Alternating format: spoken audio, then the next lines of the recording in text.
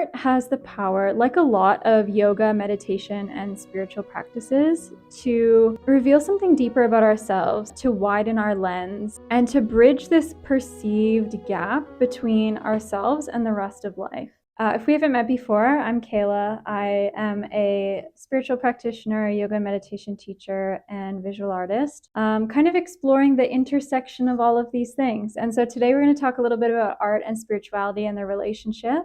And there's so many ways that we could go about this. And I have so many different avenues or lenses that we can kind of look at this from, like what is inspiration? What is flow state? What is the power and presence and uplifting quality of beauty? What is the process of creation? How is art related to devotion and spiritual practice and altar spaces? There are so many ways that we could explore this, but today I really want to just dive into something that I've noticed, and that is the relationship between yoga asana or postural yoga and the power of art, specifically when thinking about both of these things in an energetic sense. And then I'll kind of outline sort of what I've noticed with their correlation, and then I'll offer a little practice to try at the end of the video as well, so that you can kind of come into this exploration in your own life. And I'm sharing from a tantric viewpoint, which really emphasizes remembering oneself and all of life as one divine occurrence. And so one of my teachers kind of outlines this through the relationship between the microcosm and the macrocosm. So we can understand ourselves as like the human being is like a microcosm of the macrocosm, meaning that everything that exists in the universe also exists in us. You know, if beauty, if power, if drive, if compassion, all of these things exist in the universe, they also exist within us. And so coming into these kind of universal energies beyond their different individual manifestations or expressions can really help us to feel more connected with the flow and the current of existence beyond our like individual selves and our individual curriculums and our individual lives. And, you know, when we feel ourselves as just this mind-body complex, this is when we feel that we're kind of rubbing up against life or that there's suffering there. And so these practices that help us to kind of free that illusion or expand our sense of relationship with life, expand our sense of self, they really actually have a very healing quality. So if you've taken a yoga class with me, you will know that it is far more than just a physical practice. And that even the physical postures themselves, like if we're doing asana, if we're doing postural yoga, even these have a much stronger power than simply stretching or strengthening the body. In the yoga tradition, one of the ways that we can understand asana or postural yoga, and again, there are so many ways, like this is one way of relating to it and something that I've noticed, but one of the ways that the yoga tradition speaks about the power of asana is that we are taking different shapes with our body that are tied to different aspects of nature, different deities, different stories, different animals, to come into a deeper relationship with the essence and the energy of that thing. And not only of that thing out there, but like the essence of these animals, deities, stories, etc., within our own being. So for example, Gomukhasana or cow face pose can really help us to explore in our own body, in our own mind, in our own energy system, this quality of patience and of steadiness. The warrior postures can really help us to explore in our own being these qualities of strength, and not just physically, but like drive, confidence, dedication, perseverance, these kinds of things as well. And so what's important to recognize with that is that the asana or the posture that we're taking with the body is a tool or a key to accessing aspects of our own being as different facets which run through this microcosmic, macrocosmic relationship, this divine occurrence. If steadiness and dedication exist in the universe, they exist in us. That posture that we're doing on the mat is an opportunity, a doorway, a tool, a key to explore an energy that is universal and that is available to us in any given moment. And we're building our relationship with like being able to call that up, evoke that, or to embody that.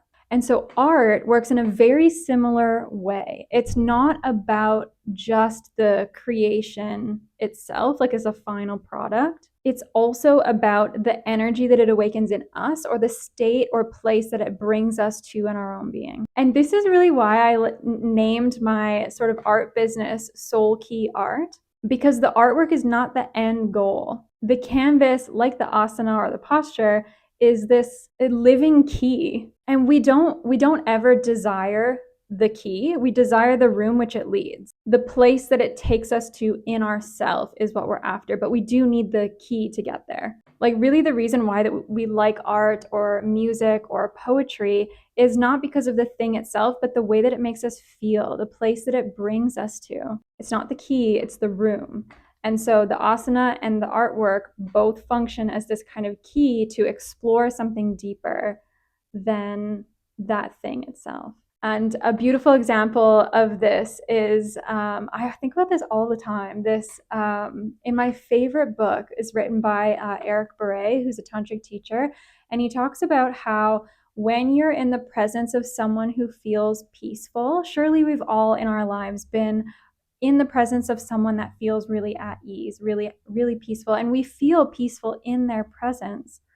But what's important to recognize is that the peace is not coming from them. What we're feeling in that moment is our own peace.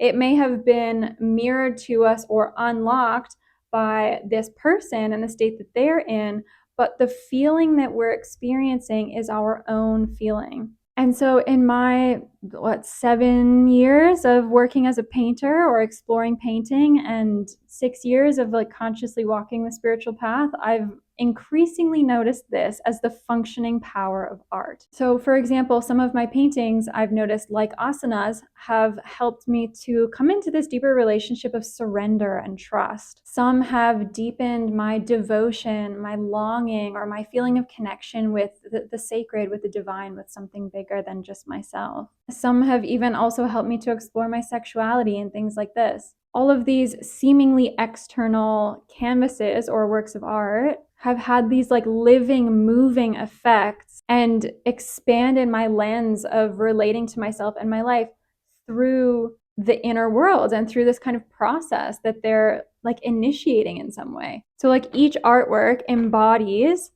a different aspect of life, similarly to asana or a postural yoga, a different aspect of existence, and something that is universal. And so art has invited me, and really like its power is to invite us into the experience of its essence or its energy rather than just the like physical details. Ram Dass talks about this when he says, don't worship the gate, go into the inner temple. Don't just get stuck on what something looks like or sounds like immediately, but like follow it, see where it goes, feel the essence or the energy of it shining as your own being. And so like a simple practice that you might like to try to actually come into this relationship is to find a work of art that you find just so beautiful. Like this could be a painting or a print. This could be a song or a musical composition. This could be a favorite poem, something that you find just so beautiful. And really spend a few minutes looking at it or listening to it or reading it.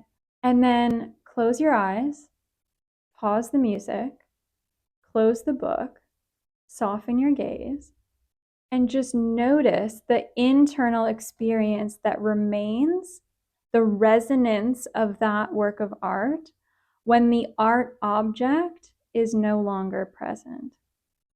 See where it actually leads. And then if you feel to, you can come back and leave a comment about how it went.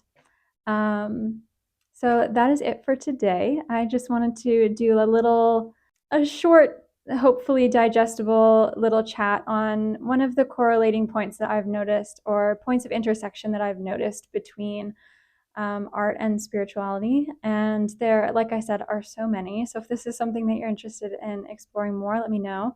Like the video, subscribe to the channel.